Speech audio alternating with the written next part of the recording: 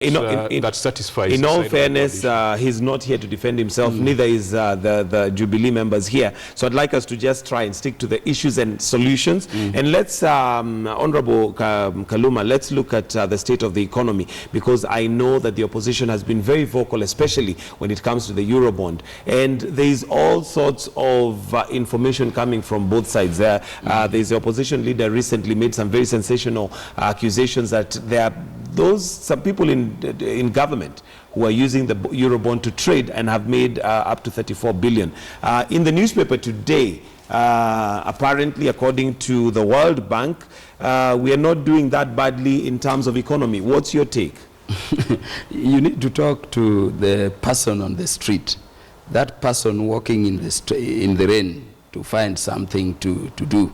By the end of the day, to return with something for their children or for themselves in industrial area and other places, to know that really our executive is engaging in too much PR, which is not supported by reality on the ground.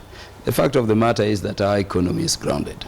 And by the way, this is something that cuts across not only the executive, but even Parliament. You said the other day we were complaining about the very basics of basics. You know, absolutely. Facilities as lacking in Parliament. See a person saying we don't have even tissue paper. As we speak, we have El Nino. We have even projects we were to do under the Constituency Development Fund program. Some of them you get laboratories, classrooms in schools which were approaching the lintel. You know, the El Nino has started. The rains are here with us. I've lost about 4 laboratories which were in which I'd spent over 4 million in Norma Bay Town constituency. I've missed, I've lost classrooms.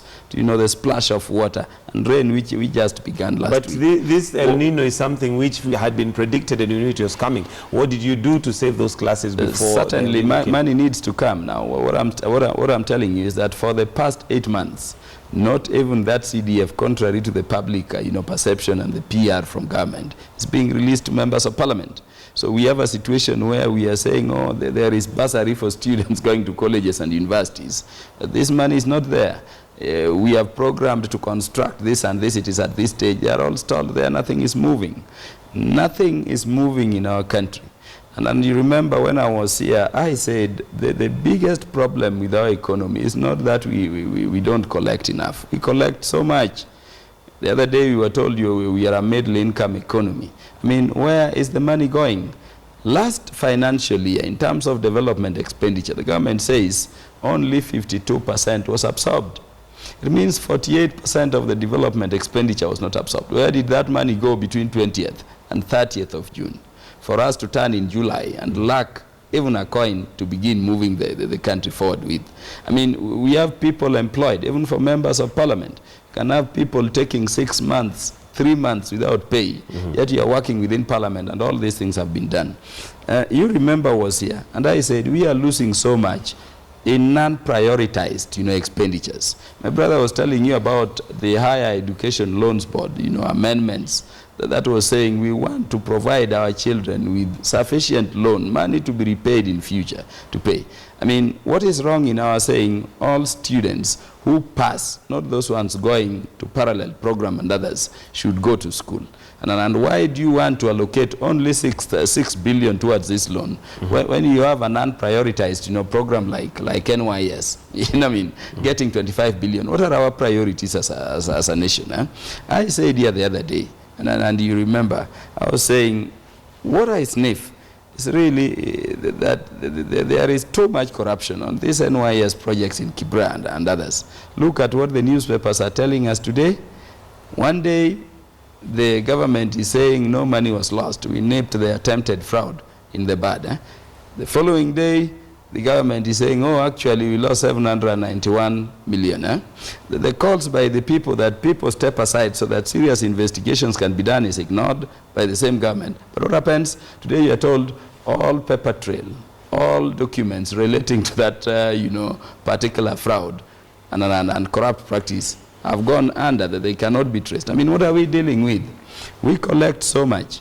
And by the way, it is sad when we are told there is no money to sustain our economic growth and the economy generally. Because you know the amount of taxes we pay. They're the highest, in my view, in the East African region, to 30% on income taxes. Look at the excise, look at all the other duties, the VAT and others. It's quite a lot of money the people of Kenya are paying. But we are sending them only to areas from where we can, you know, loot them, and we engage in too much wastage and corruption. And that is where we are grounded. The truth, fellow Kenyans, is that on economy, if we were a Western country, the president would have resigned by now, or there would have been, you know, upheaval. An upheaval by the people by now. That's why I'm saying, really, there are some things we don't need to look casually at.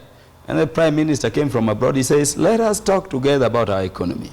When a teacher hangs himself in Nyandarua because his pay for September has been denied, it affects every teacher across the country and all of us. Okay. But you know, we are exploiting these situations because we say, even if I was so bad, my people in my village, the people of my tribe, if they have the numbers, will sustain my governments. I'm saying a time has reached where, as all Kenyans, we must think about how best to govern ourselves.